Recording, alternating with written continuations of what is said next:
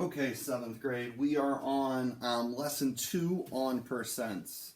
So we're actually going to split this into 2 parts. And today we're just going to focus on finding the percent of a number. This is something you will do in real life. You guys love to ask that. When will I do this in real life? Well, this is something you will do. You will need to be able to find percentages of things. So today we're just focusing on finding a percent of a number.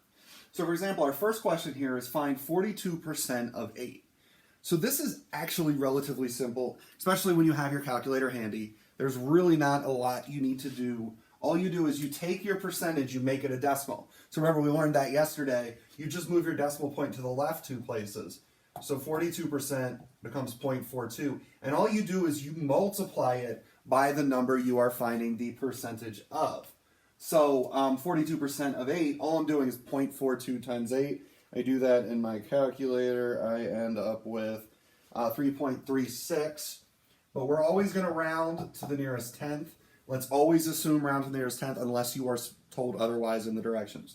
So 3.36, if I was going to round that to the nearest tenth, that would end up being 3.4, because 3 is my 10th spot. So I look at the next digit, it's 6, tells me to round up. So it's 3.4. So the next one, find 72% of 244. Same idea. I take the 72%, I make it a decimal. Move my decimal 2 places to the left. So that would be 0.72. And I just multiply it by 244. Again, use your calculator. 0.72 times 244. I'm getting 175.68.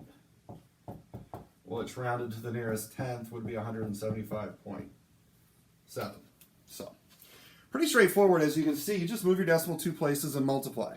So the last one, find 150% of 84. So this one's a little different in that when I move my decimal 2 places to the left, I know my decimal's right there after the 0. So 1, 2 places, it's going to be between the 1 and the 5.